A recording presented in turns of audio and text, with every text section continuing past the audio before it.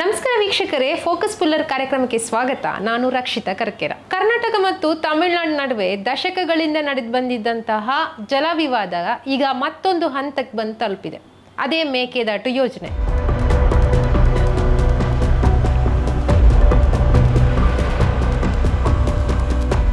ಒಂದು ಕಡೆ ಕರ್ನಾಟಕ ಇದು ನಮ್ಮ ಕುಡಿಯುವ ನೀರಿನ ಹಕ್ಕು ಅಂತ ಭೂಮಿ ಪೂಜೆಗೆ ರೆಡಿ ಆಗ್ತಿದ್ರೆ, ಇನ್ನೊಂದು ಕಡೆ ತಮಿಳುನಾಡು ಸಿಎಂ ಜೋಸೆಫ್ ವಿಜಯ್ ನಮ್ಮ ರೈತರ ಹಿತಾಸಕ್ತಿ ಬಲಿ ಕೊಡಲ್ಲ, ಕಾನೂನು ಹೋರಾಟ ಮಾಡ್ತೀವಿ ಅಂತ ತುರ್ತು ಸಭೆ ನಡೆಸಿದ್ದಾರೆ. ಅಷ್ಟಕ್ಕೂ ಏನಿದು ಮೇಕೆದಾಟು ಜಟಾಪಟಿ? ಒಳ ರಾಜಕೀಯ ಕತೆ ಏನು? ಕಂಪ್ಲೀಟ್ ಡೀಟೇಲ್ಸ್ ಈ ವಿಡಿಯೋದಲ್ಲಿದೆ. ಇನ್ನು ಮೇಕೆದಾಟು ಯೋಜನೆ ಏನು ಅಂತ ನೋಡೋದಾದ್ರೆ, ಬೆಂಗಳೂರಿನಿಂದ ಸುಮಾರು 90 ಕಿಲೋಮೀಟರ್ ದೂರದಲ್ಲಿರುವ ರಾಮನಗರ ಜಿಲ್ಲೆಯ ಕಾವೇರಿ ವನ್ಯಜೀವಿ ಅಭಯಾರಣ್ಯದ ವ್ಯಾಪ್ತಿಯಲ್ಲಿ ಈ ಮೇಕೆದಾಟು ಇದೆ. ಬೆಂಗಳೂರು ನಗರಕ್ಕೆ ಕುಡಿಯುವ ನೀರು ಪೂರೈಕೆ ಮಾಡುವ ಉದ್ದೇಶದಿಂದ ರಾಜ್ಯ ಸರ್ಕಾರ ಈ ಯೋಜನೆಯನ್ನು ಜಾರಿಗೊಳಿಸಲು ಮುಂದಾಗಿದೆ. ಮೇಕೆದಾಟು ಪರಿಸರದಲ್ಲಿ ಜಲಾಶಯ ನಿರ್ಮಾಣ ಮಾಡಿ ಮಳೆಗಾಲದ ಸಂದರ್ಭದಲ್ಲಿ ಸಮುದ್ರ ಪಾಲಾಗುವ ಅಂದಾಜು 65ರಿಂದ 66 TMC ಹೆಚ್ಚುವರಿ ನೀರನ್ನು ಸಂಗ್ರಹಿಸಬೇಕು ಎಂಬುದು ನಮ್ಮ ರಾಜ್ಯದ ಉದ್ದೇಶ ಆಗಿದೆ. ಅಷ್ಟೇ ಅಲ್ಲದೆ ರಾಜ್ಯಕ್ಕೆ ಅಗತ್ಯವಿರುವ ವಿದ್ಯುತ್ ಉತ್ಪಾದನೆಗೂ ಈ ಯೋಜನೆಯಿಂದ ಅನುಕೂಲಕರವಾಗಲಿಕ್ಕಿದೆ. ಆದರೆ ಇದಕ್ಕೆ ದೊಡ್ಡ ಪ್ರಮಾಣದ ಅಂದರೆ ಸುಮಾರು 5252 ಹೆಕ್ಟೇರ್ಗಳಷ್ಟು ಭೂಮಿ ಬೇಕಾಗಿದೆ. ಇದರಲ್ಲಿ ಅಭಯಾರಣ್ಯ ಮತ್ತು ಅರಣ್ಯ ಪ್ರದೇಶಗಳು ಕೂಡ ಸೇರಿದೆ. ಹಾಗಿದ್ರೆ ಕರ್ನಾಟಕದ ಪ್ಲಾನ್ ಏನು ಅಂತ ನೋಡೋದಾದ್ರೆ, ಕರ್ನಾಟಕ ಸರ್ಕಾರ ಈಗ ಮೇಕೆದಾಟು ಯೋಜನೆಗಾಗಿ ಸುಮಾರು 9,000 ಕೋಟಿ ರೂಪಾಯಿಗಳ ಒಂದು ಭರ್ಜರಿ ಪರಿಷ್ಕೃತ DPR ಅನ್ನು ಸಿದ್ಧಪಡಿಸಿದೆ. DPR ಅಂದ್ರೆ ಡೀಟೇಲ್ಡ್ ಪ್ರಾಜೆಕ್ಟ್ ರಿಪೋರ್ಟ್. ಉಪಮುಖ್ಯಮಂತ್ರಿ ಆಗಿರುವಂತಹ DK ಶಿವಕುಮಾರ್ ಅವರು ಜಿದ್ದಿಗೆ ಬಿದ್ದವರಂತೆ ಮೇಕೆದಾಟು ಕಚೇರಿಯನ್ನು ಕೂಡ ಓಪನ್ ಮಾಡಿದ್ದಾರೆ. ಮುಳುಗಡೆಯಾಗೋ ಅರಣ್ಯ ಪ್ರದೇಶಕ್ಕೆ ಪರ್ಯಾಯ ಜಮೀನನ್ನು ಗುರುತಿಸಿದ್ದಾರೆ. ಆ ಜಮೀನಿನಲ್ಲಿ ಅರಣ್ಯ ಪ್ರದೇಶವನ್ನಷ್ಟೇ ಅಭಿವೃದ್ಧಿಪಡಿಸೋದಾಗಿ DCM ಆಶ್ವಾಸನೆಯನ್ನು ಕೂಡ ಕೊಟ್ಟಿದ್ದಾರೆ. ಕೇಂದ್ರ ಸರ್ಕಾರದಿಂದ ಗ್ರೀನ್ ಸಿಗ್ನಲ್ ಸಿಕ್ಕ ತಕ್ಷಣ ಭೂಮಿ ಪೂಜೆ ಮಾಡೋಕೆ ಕರ್ನಾಟಕ ಸರ್ಕಾರ ಈಗ ಕೌಂಟ್ ಡೌನ್ ಶುರು ಮಾಡಿದೆ. DCM DK ಶಿವಕುಮಾರ್ ಅವರು ನೇರವಾಗಿ ಹೇಳಿದರೆ, ಕಾವೇರಿ ವಿಚಾರದಲ್ಲಿ ತಮಿಳುನಾಡಿಗೆ ಕೊಡಬೇಕಾಗಿರುವಂತಹ 177 TMC ನೀರನ್ನು ನಾವು ಕೊಡ್ತೀವಿ. ಆದರೆ ನಮ್ಮ ಜಾಗದಲ್ಲಿ ನಾವು ಅಣೆಕಟ್ಟು ಕಟ್ಟೋಗೆ ಆಕ್ಷೇಪ ಸಲ್ಲಿಸಲು ತಮಿಳುನಾಡು ಸರ್ಕಾರಕ್ಕೆ ಯಾವುದೇ ಹಕ್ಕಿಲ್ಲ ಅಂತ ಸ್ಪಷ್ಟವಾಗಿ ಹೇಳಿದ್ದಾರೆ. ಕೋರ್ಟಲ್ಲಿ ಇದು ತಮಿಳುನಾಡಿಗೆ ಯಾವ ಥರದ ಹಕ್ಕಿಲ್ಲ.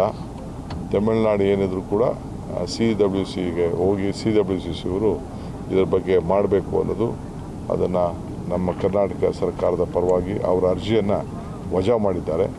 ಈಗ ನಾವು DPR ಕೂಡ ನಾವು ತಯಾರು ಮಾಡಿದ್ದೇವೆ. ಮೇಕೆದಾಟು ಆಫೀಸ್ ಓಪನ್ ಮಾಡಿದ್ದೇವೆ. ಜಮೀನನ್ನು ಗುರುಸ್ತಾ ಇದ್ದೇವೆ. ಫಾರೆಸ್ಟ್ ಜಮೀನಿಗೆ ಆಲ್ಟರ್ನೇಟಿವ್ ಜಮೀನು ಕೊಡಬೇಕು ಅಂತ ಗುರುಸ್ತಾ ಇದ್ದೇವೆ. ಅದನ್ನು ಕೊಟ್ಬಿಟ್ಟು ಈಗ ಹೊಸ DPRನ ಕೊಡ್ತಾ ಇದ್ದೇವೆ.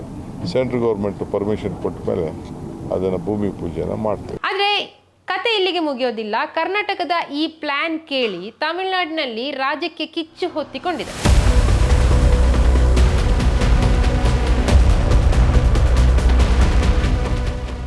ಇತ್ತೀಚೆಗಷ್ಟೇ ತಮಿಳಗ ವೆಟ್ರಿ ಕಳಗಂ ಅಥವಾ TVK ಪಕ್ಷದ ಮೂಲಕ CM ಆಗಿರುವ ಜೋಸೆಫ್ ವಿಜಯ್ ಅವರಿಗೆ ಇದು ಮೊದಲನೆಯ ಅತಿ ದೊಡ್ಡ ರಾಜಕೀಯ ಪರೀಕ್ಷೆ ಅಂತಾನೆ ಹೇಳ್ಬೋದು. ಕರ್ನಾಟಕ ಭೂಮಿ ಪೂಜೆಗೆ ರೆಡಿ ಆಗ್ತಿದ್ದಂತೆ CM ವಿಜಯ್ ಅವರು ಸಚಿವರು ಮತ್ತು ಅಡ್ವೊಕೇಟ್ ಜನರಲ್ಗಳ ಜೊತೆಗೆ ಹೈ ಲೆವೆಲ್ ತುರ್ತು ಸಭೆಯೊಂದನ್ನು ಕೂಡ ನಡೆಸಿದ್ದಾರೆ. ಕಾವೇರಿ ಮುಖಜ ಭೂಮಿಯ 8 ಜಿಲ್ಲೆಗಳ ರೈತರಿಗೆ ಅನ್ಯಾಯವಾಗಲು ಬಿಡಲ್ಲ, ಕಾನೂನು ಹೋರಾಟ ತೀವ್ರಗೊಳಿಸುವಂತೆ ಅಧಿಕಾರಿಗಳಿಗೆ ಜೋಸೆಫ್ ವಿಜಯ್ ಆರ್ಡರ್ ಮಾಡಿದ್ದಾರೆ. ತಮಿಳುನಾಡು ಸರ್ಕಾರ ಕೊಟ್ಟಿರೋ ಮೆಸೇಜ್ ಇಷ್ಟೇ ಸಿಂಪಲ್ ಆಗಿದೆ. ಮೇಕೆದಾಟು ವಿಚಾರದಲ್ಲಿ ನೋ ಕಾಂಪ್ರಮೈಸ್, ಯಾವುದೇ ರಾಜಿ ಇಲ್ಲ. ತಮಿಳುನಾಡು ಮಾಡ್ತಿರೋ ವಾದ ಏನಂದ್ರೆ, ಕರ್ನಾಟಕದಲ್ಲಿ ಹುಟ್ಟಿ ಹರಿಯುವಂತಹ ಕಾವೇರಿ ನೀರು KRS ಜಲಾಶಯ ದಾಟಿದ ಬಳಿಕ ಅನಿಯಂತ್ರಿತವಾಗಿ ಅಂದ್ರೆ ಯಾವುದೇ ಕಂಟ್ರೋಲ್ ಇಲ್ಲದೆ ತಮಿಳುನಾಡಿನತ್ತ ಸಾಗುತ್ತೆ.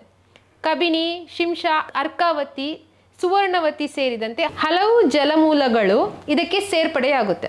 ಒಂದು ವೇಳೆ ಮೇಕೆದಾಟು ಯೋಜನೆ ಜಾರಿಯಾದಲ್ಲಿ ಈ ಅನಿಯಂತ್ರಿತ ಅಂದ್ರೆ ಕಂಟ್ರೋಲ್ ಇಲ್ಲದೆ ನೀರಿನ ಹರಿವಿಗೆ ತಡೆ ಬಿದ್ದಂತ ಆಗುತ್ತೆ. ಇದರ ಜೊತೆಗೆ 67.16 TMC ನೀರಿನ ಸಂಗ್ರಹ ಪ್ರಸ್ತಾಪವು ಕಾವೇರಿ ನ್ಯಾಯಮಂಡಳಿಯ ಅಂತಿಮ ತೀರ್ಪಿನ ಸ್ಪಷ್ಟ ಉಲ್ಲಂಘನೆ ಅಂತ ತಮಿಳುನಾಡು ಸರ್ಕಾರ ವಾದ ಮಾಡ್ತಾ ಇದೆ.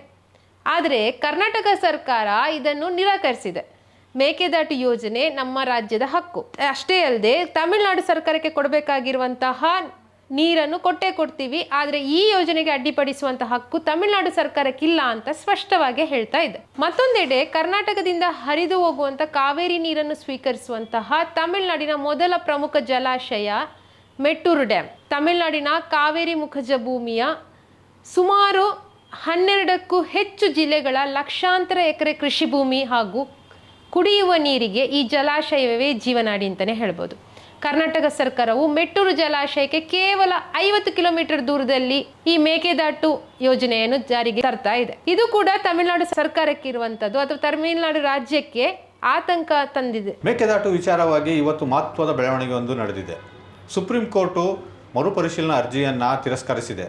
ರಾಜ್ಯ ಸರ್ಕಾರದ ನಿರ್ಧಾರವನ್ನು ಪ್ರಶ್ನಿಸಿ ತಮಿಳುನಾಡು ಸರ್ಕಾರ ಈ ಮರು ಪರಿಶೀಲನಾ ಅರ್ಜಿಯನ್ನು ಸಲ್ಲಿಕೆ ಮಾಡಿತ್ತು. ಇದರ ವಿಚಾರಣೆ ನಡೆಸಿದ ಸುಪ್ರೀಂ ಕೋರ್ಟು ಇದನ್ನು ಮತ್ತೊಮ್ಮೆ ಪರಿಶೀಲನೆ ಮಾಡುವ ಅವಶ್ಯಕತೆ ಇಲ್ಲ, ಈಗಾಗಲೇ ಎಲ್ಲನೂ ಪರಿಶೀಲನೆ ಮಾಡಲಾಗಿದೆ, ಯೋಜನೆಗೆ ವಿರೋಧ ಅಗತ್ಯವಿಲ್ಲ ಅಂತ ಹೇಳಿ ಮರುಪರಿಶೀಲನಾ ಅರ್ಜಿನ ತಿರಸ್ಕಾರ ಮಾಡಿದೆ. ಸೊ ಇದರಿಂದ ರಾಜ್ಯಕ್ಕೆ ಮತ್ತೊಂದು ಜಯ ಸಿಕ್ಕಂತಾಗಿದೆ. ಅಲ್ಲದೆ ತಮಿಳುನಾಡಿನ ನೂತನ ಮುಖ್ಯಮಂತ್ರಿ ವಿಜಯ್ ಅವರಿಗೆ ಹಿನ್ನಡೆ ಉಂಟಾಗಿದೆ. ವಿಜಯ್ ಅವರು ನಿನ್ನೆ ಅಷ್ಟೇ ತಮ್ಮ ಉನ್ನತ ಅಧಿಕಾರಿಗಳೊಂದಿಗೆ ಸಭೆ ನಡೆಸಿದರು. ಮೇಕೆದಾಟು ಯೋಜನೆ ಸಂಬಂಧ ಕಾನೂನು ಸಮರ ನಡೆಸುವ ಬಗ್ಗೆ ಏನೆಲ್ಲ ಕ್ರಮ ಕೈಗೊಳ್ಳಬೇಕು ಅನ್ನೋದ್ರ ಬಗ್ಗೆ ಸುದೀರ್ಘವಾಗಿ ಚರ್ಚೆ ನಡೆಸಿದರು. ಆದರೆ ತಮಿಳುನಾಡು ಸರ್ಕಾರಕ್ಕೆ ಹಿನ್ನಡೆ ಉಂಟಾಗಿದೆ. ಸುಪ್ರೀಂ ಕೋರ್ಟ್ ತೀರ್ಪಿನಿಂದ ರಾಜ್ಯಕ್ಕೆ ಯೋಜನೆ ಜಾರಿಯ ಮತ್ತೊಂದು ಆಶೆ ಚಿಗುರೊಡೆದಂತಾಗಿದೆ. ತಮಿಳುನಾಡಿನಲ್ಲಿ ಭಾಷೆ ಅಸ್ಮಿತೆ ಎಷ್ಟಿದೆ ಅಂದರೆ ಎಲ್ಲ ಪಕ್ಷಭೇದ ಮರೆತು ಪಾರ್ಲಿಮೆಂಟ್ನಲ್ಲಿ ಎಲ್ಲರೂ ಸಹ ಒಂದಾಗಿ ಧ್ವನಿ ಎತ್ತುತ್ತಾರೆ. ಕಾವೇರಿ ವಿಚಾರ ಬಂದಾಗ ಯಾವುದೇ ರೀತಿಯಾಗಿ ವಿರೋಧ ವ್ಯಕ್ತಪಡಿಸೋದಿಲ್ಲ. ಆದರೆ ನಮ್ಮ ರಾಜ್ಯದ ಸಂಸದರು ಈ ರೀತಿಯಾದ ಒಗ್ಗಟ್ಟು ಪ್ರದರ್ಶಿಸುವಲ್ಲಿ ಬಹಳಷ್ಟು ಬಾರಿ ವಿಫಲವಾಗಿದ್ದಾರೆ. ತಮಿಳುನಾಡಿನ ಸಂಸದರ ಒಗ್ಗಟ್ಟು ಇದ್ದರೂ ಸಹ ಸುಪ್ರೀಂ ಕೋರ್ಟ್ನ ತೀರ್ಪಿನಿಂದಾಗಿ ರಾಜ್ಯಕ್ಕೆ ಒಂದು ರೀತಿಯ ಅನುಕೂಲಕರವಾಗಿದೆ. ಬೆಂಗಳೂರಿನ ಸುತ್ತಮುತ್ತಲ ಪ್ರದೇಶಗಳಿಗೆ ನೀರಾವರಿ ಕಲ್ಪಿಸಲು ಈ ಯೋಜನೆ ಮಹತ್ವದ್ದಾಗಿದೆ. ಅಲ್ಲದೆ ವಿದ್ಯುತ್ ಉತ್ಪಾದನೆಗೂ ಸಹ ಈ ಯೋಜನೆ ಮಹತ್ವಪೂರ್ಣವಾಗಿದೆ. ಸುಪ್ರೀಂ ಕೋರ್ಟ್ನ ತೀರ್ಪಿನಿಂದಾಗಿ ಯೋಜನೆಗೆ ಮತ್ತೊಂದು ಹಂತಕ್ಕೆ ತಲುಪುವ ನಿರೀಕ್ಷೆ ಇದೆ. ಇನ್ನು ಇಲ್ಲೊಂದು ಪೊಲಿಟಿಕಲ್ ಟ್ವಿಸ್ಟ್ ಕೂಡ ಇದೆ. ತಮಿಳುನಾಡಿನಲ್ಲಿರೋದು CM ವಿಜಯ್ ಅವರ ಸರ್ಕಾರ, ಆದರೆ ಈ ಸರ್ಕಾರ ಇರೋದು ಕಾಂಗ್ರೆಸ್ ಬೆಂಬಲದೊಂದಿಗೆ. ಇತ್ತ ಕರ್ನಾಟಕದಲ್ಲಿ ಅಧಿಕಾರದಲ್ಲಿ ಇರೋದು ಕೂಡ ಅದೇ ಕಾಂಗ್ರೆಸ್ ಸರ್ಕಾರ.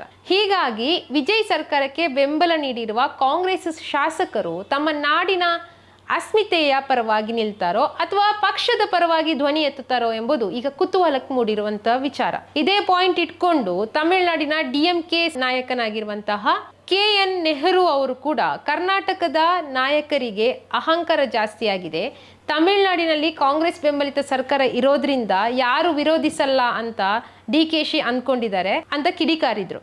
ಜೊತೆಗೆ CM ವಿಜಯ್ ಅವರಿಗೆ ಈಗಲಾದರೂ ಬಾಯಿ ಬಿಡಿ ಅಂತ ಟಾಂಗ್ ಕೊಟ್ಟಿದ್ರು. ಕಾಂಗ್ರೆಸ್ ಸಂಸದ ಮಾಣಿಕಂ ಠಾಗೂರ್ ಅವರು DMK ವಿರುದ್ಧ ತಿರುಗಿ ಬಿದ್ದಿದ್ರು. 20 ದಿನದ ಮುಂಚೆ ನಮ್ಮ ಜೊತೆಗೆ ಚೆನ್ನಾಗಿದ್ದಂತಹ DMK ಈಗ ಕೀಳು ಮಟ್ಟದ ರಾಜಕೀಯ ಮಾಡ್ತಿದೆ ಅಂತ ಆರೋಪಿಸಿದ್ದಾರೆ. ಕರ್ನಾಟಕ ನಾಯಕರು ಅವರ ಜನರ ಪರ ನಿಂತರೆ ತಮಿಳುನಾಡು ಕಾಂಗ್ರೆಸ್ ಇಲ್ಲಿನ ರೈತರ ಪರ ನಿಲ್ಲುತ್ತೆ ಅಂತ ಸ್ಪಷ್ಟವಾಗಿ ಕೌಂಟರ್ ಕೊಟ್ಟಿದ್ದಾರೆ.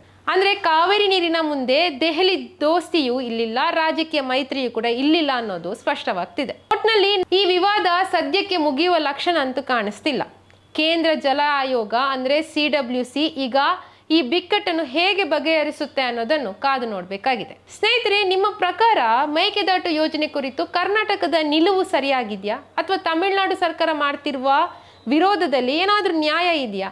ಈ ಬಗ್ಗೆ ನಿಮ್ಗೇನು ಅನಿಸುತ್ತೆ ಅಂತ ಕಮೆಂಟ್ ಮಾಡಿ. ಈ ವಿಡಿಯೋ ಇಷ್ಟ ಆಗಿದ್ರೆ ಲೈಕ್ ಮಾಡಿ, ಶೇರ್ ಮಾಡಿ. ಅಷ್ಟೇ ಅಲ್ಲದೆ ಇಂಟ್ರೆಸ್ಟಿಂಗ್ ಅಪ್ಡೇಟ್ಸ್ಗಳಿಗಾಗಿ ನಮ್ಮ ದ ಫೆಡರಲ್ ಕರ್ನಾಟಕ ಯೂಟ್ಯೂಬ್ ಚಾನಲನ್ನು ಸಬ್ಸ್ಕ್ರೈಬ್ ಮಾಡಿ. ನಮಸ್ಕಾರ.